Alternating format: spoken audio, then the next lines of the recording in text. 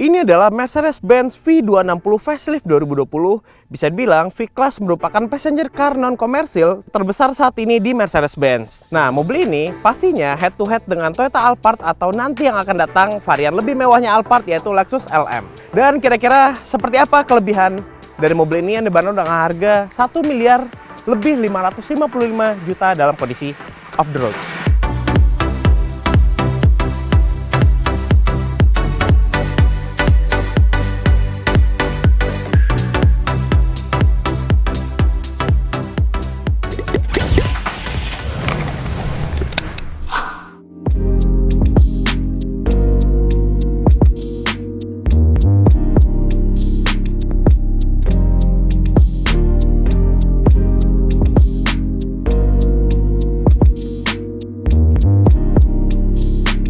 Kelebihan pertama yang ditawarkan V260 adalah kemewahannya. Sudah pasti nih brandnya Mercedes-Benz dan juga akomodasinya yang sangat lega. Ketika Anda membawa 7 penumpang bisa terakomodir dengan baik di dalam interior mobil ini. Sekarang kita lihat ke baris keduanya. Nah, untuk pintu sliding door-nya ini sekarang lebih praktis untuk menutupnya, tidak perlu menggapai tombol yang di sini, ini tuas di sini, melainkan pencet tombol sini udah langsung bisa ketutup. Dan seperti inilah interior V-Class V260 setelah facelift di tahun 2020. Jadi yang terbaru setelah facelift adalah joknya. Jadi joknya ini untuk baris kedua terutama sekarang sudah menggunakan captain seat yang banyak banget fiturnya di sini. Oke, kita bahas dulu untuk pengaturan joknya.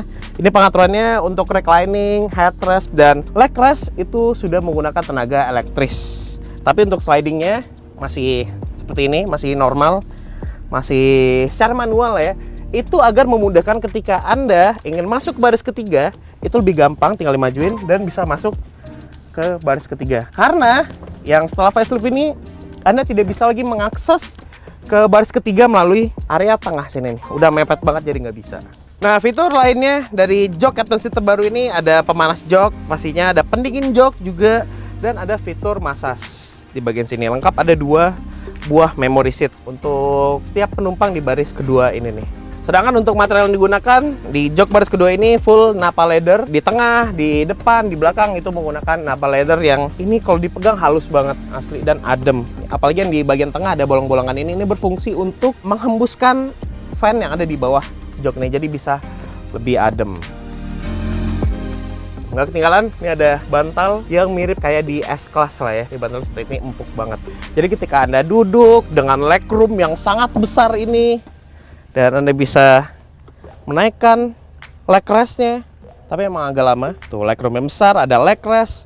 Hasil jalan jauh dengan mobil ini, misalnya Anda mudik, walaupun tahun ini nggak bisa mudik ya, di tahun depan atau 2 tahun lagi, ketika Anda mudik, ini mobil luar biasa nyaman banget dan nggak cepat bosan dan nggak gampang capek. Oke, sekarang kita bahas kelengkapan yang ada di baris kedua V260 yang facelift di tahun 2020. Pertama, kompartemen banyak banget di sini. Nih ada kompartemen terbuka. Di sini di bawah sini ini bisa Anda taruh sebagai tempat tisu, gadget Anda bisa ditaruh di bawah sini. Ini juga ada beberapa kayak Anda bisa menaruh koin ataupun kunci rumah bisa ditaruh di bagian sini. Dan ada cup holder di sini. Cup holdernya unik, ada 2 size gitu, ada yang besar dan ada yang ukuran kecil kayak gini. Dan sudah memiliki fitur chiller dan pemanas. Jadi ketika Anda membawa minuman yang dingin, dia akan bisa menjaga suhunya. Begitu juga untuk ketika Anda membawa minum panas, suhunya akan selalu tinggi. Nih, tombolnya ada di bagian sini nih. Kalau biru dingin, sedangkan merah jadi panas. Nah, nggak di sini, nggak hanya di sini, ini kan chiller nih. Cup holdernya. Di varian yang telah facelift ini sudah memiliki kulkas yang benar-benar kulkas yang dingin banget, ada di bagian bawah armrest baris pertama ini nih. Oke, lanjut lagi kelengkapannya. Di sini ada soket 230 volt, ini kayak di tembok rumah, dan ada soket 12 volt di bagian bawahnya. Nih, terbaru juga setelah facelift sudah memiliki panoramic sunroof yang besar banget. Jadi ini yang fix di bagian belakang nggak bisa dibuka, sedangkan untuk baris keduanya ini bisa dibuka.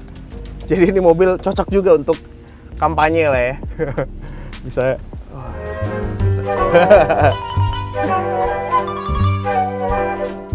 Dan nggak hanya ini, yaitu varian V260. Nanti infonya, saya mendapat beberapa info dari pihak Mercedes-Benz yang mereka akan memasukkan varian extra long wheelbase. Yang mengingat mobil ini kan varian long wheelbase-nya aja. Jadi nanti akan masuk mungkin di tahun depan kali ya. Masuk varian yang extra long wheelbase yang lebih panjang lagi 30 cm dan ada rear seat entertainment di baris keduanya ini. Oke, mobil ini kan sebenarnya ada dua varian lah ya dijual di Indonesia. Ada Vito Business 1 dan juga yang ini varian V260. Sedangkan Vito itu kolaborasi dengan Lombardi untuk membuat interiornya. Jadi kembali lagi ke Anda, kalau Anda menginginkan mobil MPV yang besar, yang mewah, ingin langsung dapat mobilnya, nggak perlu di customize, pengennya udah kayak gini aja, ya V260 itu menjadi pilihan menarik. Tapi kalau Anda menginginkan yang tampilan interiornya itu di customize lagi, Anda bisa memilih varian Vito dan harganya di bawah mobil ini. Oke, sekarang kita cek baris ketiga, tapi ini di sini ada satu tombol. Nah, ini tombol ini kalau Anda pencet, dia akan menegakkan semua posisi duduknya dan Anda bisa keluar mobil dengan mudah. Ini kita coba baris ketiganya. Nah, ini saya bilang tadi, ini ada tuas, tinggal ditarik, majuin ke depan. Dah, bisa memberi akses ke baris ketiganya. Dan seperti inilah ketika Anda duduk di baris ketiga V-Class V260, bisa dibilang untuk tubuh orang dewasa yang memiliki postur 178 cm bisa duduk dengan ergonomis di baris ketiga ini. Tidak sempit, legroomnya lega, headroom juga asli mantap banget. Jadi tidak hanya penumpang di sisi terluarnya aja di baris ketiga ini, di bangku tengah ini juga sama dengan sisi terluarnya, masih sama-sama. Tuh, posisi duduknya sama, nggak beda gitu ya biasanya. Biasanya kan kalau mobil yang duduk di tengahnya itu akan lebih terasa lebih tinggi gitu lah. Sedangkan di baris ketiga ini rata sama aja kiri makanannya. Oke, sekarang kita bahas kelengkapan. Nih di sini ada cup holder. Nih tambahan sih sebenarnya. Ada pembuka kaca di bagian samping. Ini kacanya kayak mobil-mobil zaman dulu lah ya. Ini bukan kayak di Toyota Kijang dulu kayak gini nih. Tampilannya ada cup holder di bagian bawah dan ada soket 12 volt di sini nih. Oke, untuk speaker yang digunakan mobil ini full speaker premium dari Burmester. Di bagian belakang juga kebagian 4 speaker nih, 1 2 3 4. Oke, sekarang kita bahas posisi duduknya. Jok ini bisa di reclining. Ada tuasnya di bagian kanan. Ini bisa. Cukup enak, cukup rebah. Dan ketika Anda jalan jauh, nggak gampang capek. Kalau mau tidur juga lebih mudah. Ada seat belt 3 titik di bagian baris ketiganya. Oh iya, kalau misalnya Anda pengen mobil ini hanya 4 seater, jok baris ketiga ini juga bisa dilepas dan ditinggalkan di rumah. Alhasil Anda memiliki legroom yang lebih luas lagi di baris kedua dan juga akomodasi barang yang sangat besar lagi. Satu lagi, kalau misalnya Anda segan gitu ya, minta tolong ke bos Anda misalnya duduk di baris kedua untuk majuin joknya ini biar ada akses keluar. Nah, Anda juga bisa melakukan sendiri. Dari belakang nih ada tuas, tinggal diinjak aja dan dorong. Langsung memberi akses ke luar. Karena mobil ini berada di segmen MPV, pasti mengutamakan kepraktisan yang sangat baik. Terbukti dari bukaan pintu di pintu bagasinya ini bisa terbagi dua. Jadi kalau misalnya Anda membawa barang yang kecil dan pengen cepet gitu ya ngebukanya, bisa buka area kacanya aja di bagian sini nih dan langsung mengambil barang yang Anda inginkan. Tapi kalau Anda memiliki space besar di garasi Anda, space di belakang mobil ini, dan ingin memasukkan barang yang sangat besar, Anda bisa membuka pintu bagasinya ini secara elektris. Tapi bisa Anda lihat sendiri, ini panjang banget bagian belakangnya. Dan seperti inilah area kargo V260 facelift 2020. Bisa dibilang ini sangat besar, walaupun jok baris ketiganya ini udah di set paling mundur. Ini udah paling mundur sekarang. Ini kira-kira bisa memuat koper berukuran besar gitu ya, yang segini. Ada 2 buah. Jadi seperti yang saya bilang tadi, ketika Anda tidak menginginkan jok baris ketiga ini, jok ini bisa disimpan di rumah, bisa dilepaskan. Tapi memang harus 2 orang lah ya untuk melepaskan jok ini karena berat banget. Saya mencobain kemarin sendiri nggak bisa, jadi harus 2 orang lah ya. Dan satu lagi, kalau Anda menginginkan maju atau memundurkan jok baris ketiga ini, ingin mendapatkan space yang lebih besar lagi, bisa dari belakang sini, dari tuas yang ada di sini nih. Tinggal didorong aja ataupun ditarik. Asli berat banget. Dan mobil ini setelah facelift, untuk tampilan eksteriornya itu yang berubah. Pertama, nih ada tambahan rear spoiler dari AMG. Pelek juga berubah dari sebelumnya, kalau nggak salah itu 18 inci, dan sekarang sudah menggunakan pelek 19 inci dengan ban 245/45. Oke, yang berubah lagi di bagian samping udah itu aja. Dan yang depan, pertama ada headlamp. Ini desainnya sedikit berubah. Dan ini nih, bumpernya sudah menggunakan bumper versi Avantgarde line. Jujurnya mobilnya keren banget dari luar. Kalau kita bandingkan dengan Toyota Alphard, jauh lah ya mobil ini. Tampilan luarnya itu terasa lebih mewah lagi. Oh ya, satu lagi untuk headlamp sudah menggunakan LED Intelligent Light System. Sekarang kita lihat ke baris pertamanya.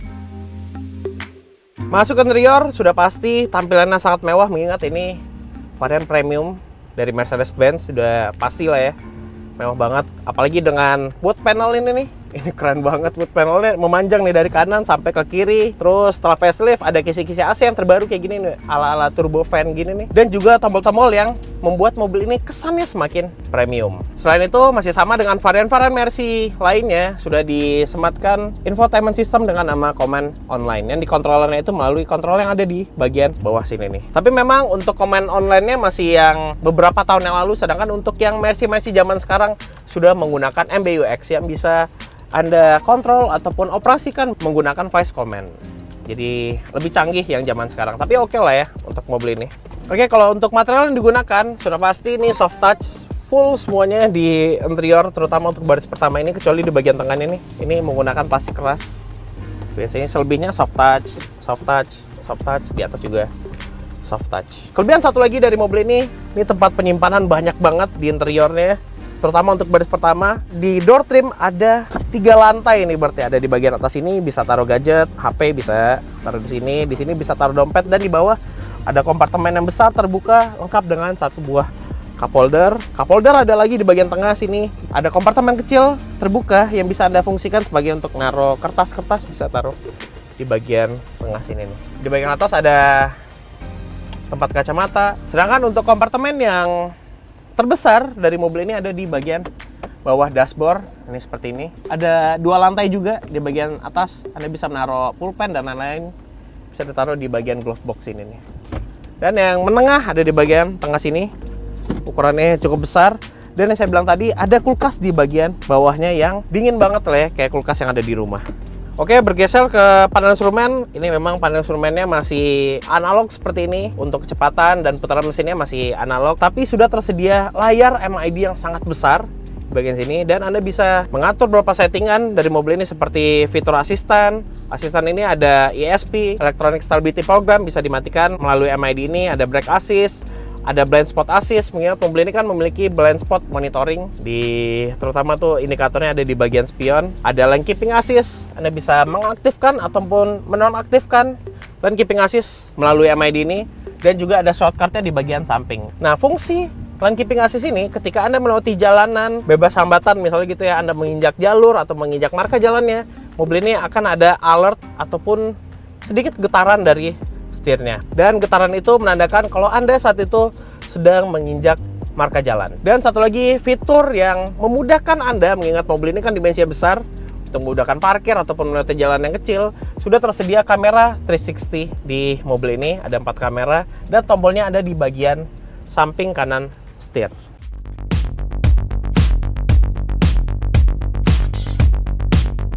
Walaupun segmentasi mobil ini memanjakan penumpang di baris kedua, alias misalnya bos-bos gitu duduk di baris kedua, nggak ada salahnya Anda nyetir mobil ini, terutama ketika driver Anda atau supir pribadi Anda tidak bekerja di hari libur. Anda bisa mengemudikan mobil ini dengan nyaman dan tergolong enak. Oke, hal pertama yang saya bahas adalah posisi mengemudinya. Ini memang posisi duduknya ini khas banget mobil di segmen van, karena posisi duduknya tinggi dan bener-bener kayak duduk, nggak ada selonjor-selonjornya ketika mengemudikan mobil ini.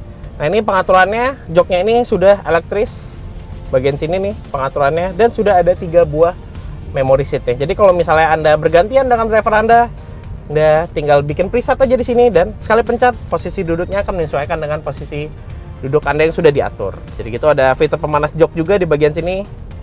Ini ada 3 tingkatan, tapi memang cukup jarang ya digunakan di Indonesia, mengingat Indonesia iklimnya tergolong panas. Setir ini pengaturannya sudah tilt dan teleskopik.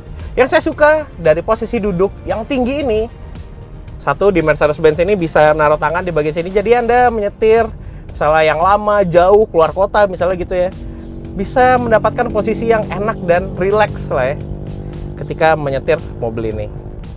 Dan kelebihan yang ditawarkan mobil ini ketika Anda menyetir ketika misalnya di jalanan ibu kota gitu ya, mobil ini memiliki radius putarnya yang tergolong ringkas gitu ya. Jadi ketika Anda belok, muter balik, ini nggak perlu memakan jalan yang gede, misalnya terutama ketika Anda melewati jalan putar arah yang kecil banget, Anda tidak harus mundur, maju, mundur, maju, mundur, enggak.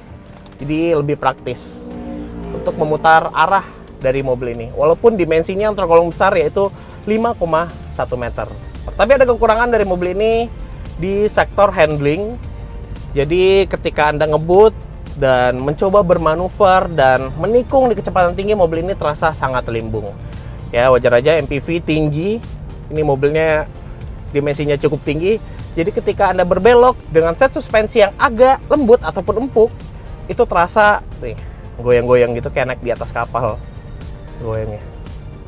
Dan bisa dibilang ini merupakan Mercedes-Benz ketika Anda ngebut di kecepatan 100 km per jam itu terasa kencang. Karena misalnya Mercedes-Benz di segmen sedan, SUV, dan hatchbacknya itu ketika Anda berada di kecepatan 100 km per jam itu tidak terasa kencang, dan rasanya itu atau feel-nya itu mirip-mirip di kecepatan 60 km per jam. Jadi mobil ini ketika ngebut terasa banget kencang ya gitu, karena mengingat lagi dimensinya yang tergolong besar. Oke, lanjut lagi untuk varian V260 ini udah dilengkapi dengan 3 mode berkendara. Ada mode berkendara sport, ada comfort, dan juga eco. Kalau misalnya sport itu udah pasti untuk respon mesinnya terasa lebih agresif lagi di putaran bawah. Ya enak lah ya ketika Anda melewati mungkin jalanan yang menanjak, ingin berakselerasi dan ingin menyalip mobil, menggunakan mode sport ini terasa lebih mudah dan gampang lah ya menyalip mobil yang ada di depan Anda. Oke, kalau kita bahas mesin, kita balikin lagi ke mode eco. Nah, kalau kita bahas mesin, mobil ini kan mesinnya itu 2000 cc, turbo 4 silinder yang menghasilkan tenaga 211 horsepower dan juga torsi 350 Nm dihubungkan ke roda belakang menggunakan transmisi otomatis 7 percepatan. Hasil pengetesan kami, mobil ini bisa dibilang tergolong irit dan juga cepat akselerasinya, mengingatkan bobotnya ini mencapai 2,3 ton. Nah, hasilnya untuk akselerasi dari 0 ke 100 bisa tuntas dalam 10,1 detik. Sedangkan untuk konsumsi BBM-nya di rute dalam kota, mobil ini bisa mencatatkan angka 9,8 km per liter dan tolnya itu bisa dengan 12 km per liter dengan kecepatan rata-rata 90 km per jam. Di sektor kenyamanan, bisa dibilang untuk bantingan suspensi ataupun set suspensi mobil ini terasa sangat empuk dan cenderung mirip-mirip dengan set suspensi yang ada di varian sedannya, yaitu Mercedes-Benz S-Class. Jadi ketika Anda melewati jalanan yang konturnya buruk, penumpang di dalam mobil tidak terguncang-guncang dan masih terasa sangat nyaman. Sedangkan untuk kekedapan kabin, mobil ini juga mantep ya, walaupun tidak menggunakan kaca yang double glass. Jadi suara kendaraan di luar mobil ini tidak terdengar hingga ke dalam kabin. Begitu juga untuk road noise-nya. Jadi ketika mobil ini berjalan di kecepatan misalnya 80 km per jam, suara deruban itu tidak masuk ke dalam kabinnya, jadi nyaman. Tapi memang ada kekurangan dari peredaman kabin, terutama untuk firewall-nya ini, karena ketika Anda kick down menggunakan mobil ini tuh, suara mesinnya itu terdengar hingga ke baris pertama dan keduanya. Oke, jadi begitulah review Mercedes-Benz V260 Facelift 2020. Kalau Anda menyukai video ini, silahkan klik tombol like dan jangan lupa subscribe channel Cinta Mobil TV. Selain itu, download juga aplikasi kami Cinta Mobil di App Store dan Google Play. Di situ Anda bisa membeli mobil ini dalam kondisi baru, membaca berita seputar otomotif dan tips and trik seputar mobil. Sampai jumpa di video-video selanjutnya.